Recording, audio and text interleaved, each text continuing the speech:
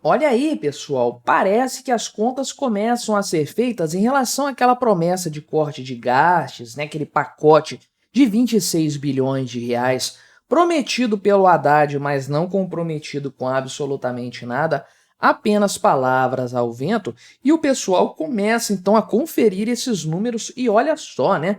Parece que uns 10 bilhões de reais desse valor dependem do Congresso Nacional para rolar de fato. Não depende da vontade do Lula nem nada disso. O Congresso precisaria aprovar, ou seja, não estamos falando de nada simples de ser realizado, especialmente porque falta praticamente aí, né, faltam 2 meses para o governo apresentar o orçamento do ano que vem e tem que aparecer isso no orçamento para ser concretizado.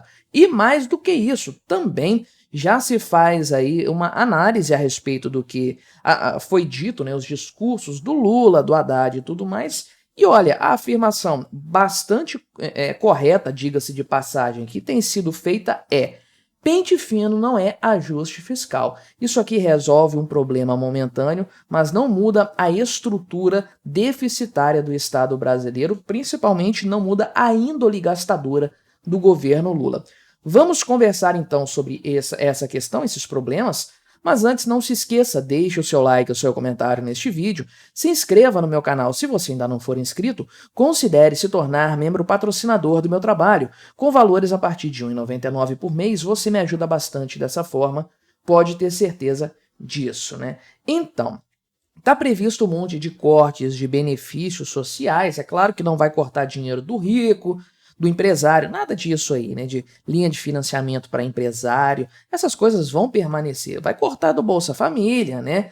Previdência Social também, alguns benefícios, auxílio doença e coisas do tipo aí, né? Seriam aqui as fraudes e pagamentos indevidos que somariam 25,9 bilhões de reais, segundo Haddad. Tudo ainda no campo especulativo, só que há um cálculo preliminar, portanto, aí, né, uma avaliação de que uma parte considerável desse valor, ou seja, os 10 bilhões de reais, mais de um terço do total de economia esperado aí, depende do Congresso Nacional para, de fato, acontecer, né? Precisa do aval dos parlamentares e não há absolutamente nenhum tipo de previsão de quando o Palácio do Planalto vai enviar para o Congresso Nacional qualquer tipo de medida, projeto de lei ou algo do tipo aí, né? Inclusive, membros do governo já afirmam que alguns desses pontos vão gerar duros debates na Câmara e no Senado, ou seja,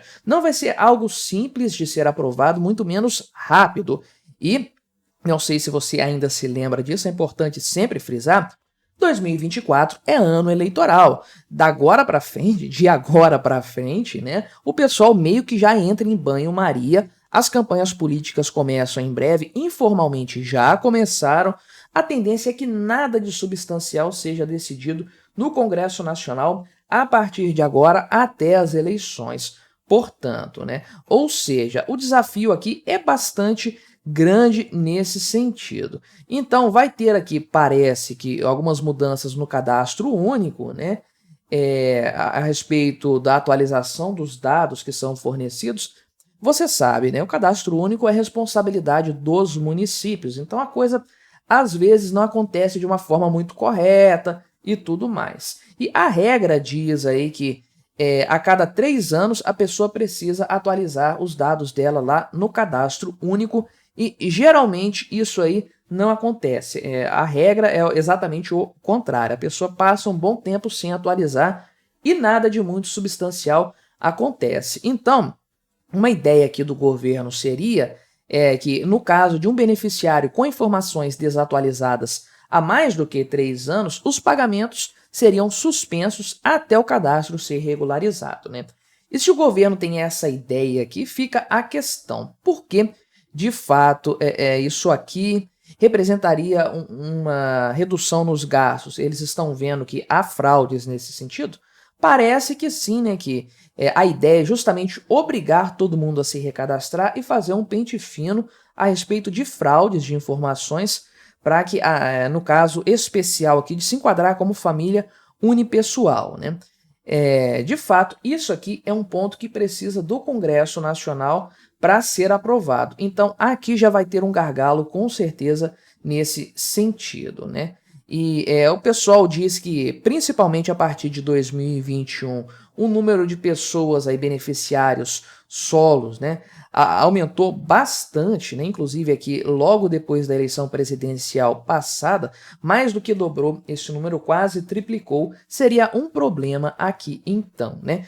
Basicamente, você entendeu já do que se trata isso, tem uma família ali, o marido, a mulher e os filhos, eles dividem essa família no cadastro para ter dois cadastros e dois benefícios ao invés de um só. A ideia seria essa, né? E aí segue também a questão do seguro defesa, que é aquela parada que, um bônus que se dá um salário ali, uma indenização, para que pescadores não exerçam o seu trabalho durante aquele período do defeso, que é quando há a reprodução das espécies e tudo mais, né? E aí, para alguns tipos de pesca, isso acontece e tem muita gente que, na verdade, nem é pescador e recebe. A ideia seria, de fato, levar, então, para o Congresso Nacional um projeto para mudar o formato de inscrição do benefício e evitar esse tipo de problema. Portanto, né, previdência social, no caso aqui, seria a incapacidade temporária, o auxílio-doença, fazer um pente fino. E a verdade é que o governo Lula deu uma facilitada legal nesse negócio do auxílio-doença.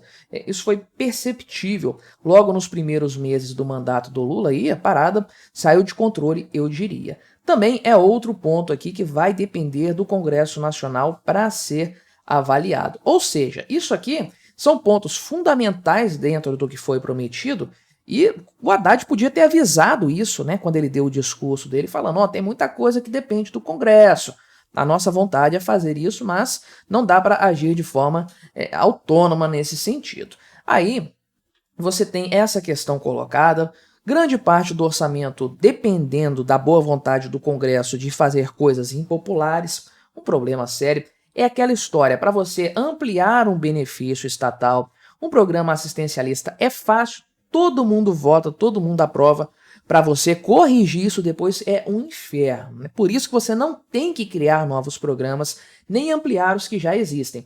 Deixa como está quietinho, porque se você criar algo temporário, algo ali suplementar, isso vai se tornar eterno e para mudar depois é um capeteiro bravo, né? E aí, isso aponta para uma questão bastante importante que o pessoal da Gazeta do Povo levou em consideração, embora eu esteja olhando essa notícia aqui, comentando a abordagem da Gazeta do Povo no site da revista Oeste, né? Que pente fino não é ajuste fiscal. Se você tem aí, primeiro, 26 bilhões de reais prometidos e 10 bilhões não são exclusiva iniciativa do governo, vamos colocar assim, você já começou errado. Tem lugar onde o governo pode cortar gastos sem precisar recorrer ao Congresso Nacional. Por que você não começa onde é mais fácil, onde depende só do governo? Por que tem que ficar jogando a bomba para o Congresso de novo, como o governo fez com o orçamento desse ano, inclusive, deste ano de 2024, que já está sendo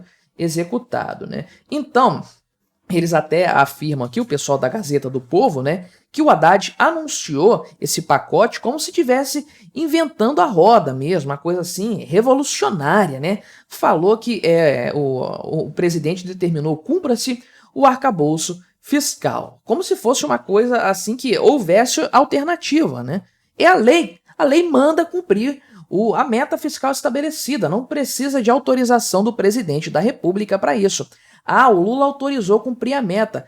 Caramba, autorizou não cometer um crime. É isso que ele está falando aqui, né? Então, eles dizem que é desnecessário o ministro da Fazenda fazer um discurso afirmando que vai fazer uma questão de cumprir a meta fiscal, cumprir o que a lei fiscal manda. Caramba, é o mínimo que se espera dele e do presidente da República, né? E aí eles afirmam que sim, é importante fazer pente fino em benefícios sociais, porque tem gente recebendo sem precisar e tudo mais, aí um debate que nem vou entrar nesse ponto aqui de forma específica, né? Mas a grande questão é acreditar que essa simples revisão seja suficiente para resolver os problemas fiscais de um governo que tem a gastança em seu DNA é pedir para se decepcionar mais adiante. Por isso que eu nem acreditei no primeiro momento. Não quero decepções com um governo lixo como esse aqui. E sim, a gastança está impressa no DNA do governo Lula,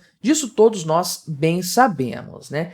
Então, há grandes pontos que têm que ser colocados em questão aí e tudo mais, inclusive a situação do curto prazo dessas medidas. Isso aqui é só para 2025 e olhe lá, se passar tudo, se o Congresso Nacional aprovar tudo, se não, nem isso, né? E depois, como é que a coisa vai ficar? Como que a dívida pública vai ser gerenciada? E todo o resto do orçamento que precisa ser coberto e o governo não consegue ainda fazer. De onde vai vir essa grana? São muitas perguntas abertas que começam a aparecer. Eu previ isso, né? O discurso do Haddad acalmaria os ânimos num primeiríssimo momento, depois todo mundo pararia para pensar no que ele falou e encontraria inconsistências que estão ligadas à falta de vontade do Lula em cortar gastos, à falta de comprometimento do governo dele de maneira geral, e, é claro, aos problemas estruturais do governo brasileiro que não vão ser mudados por medidas simplórias como essa.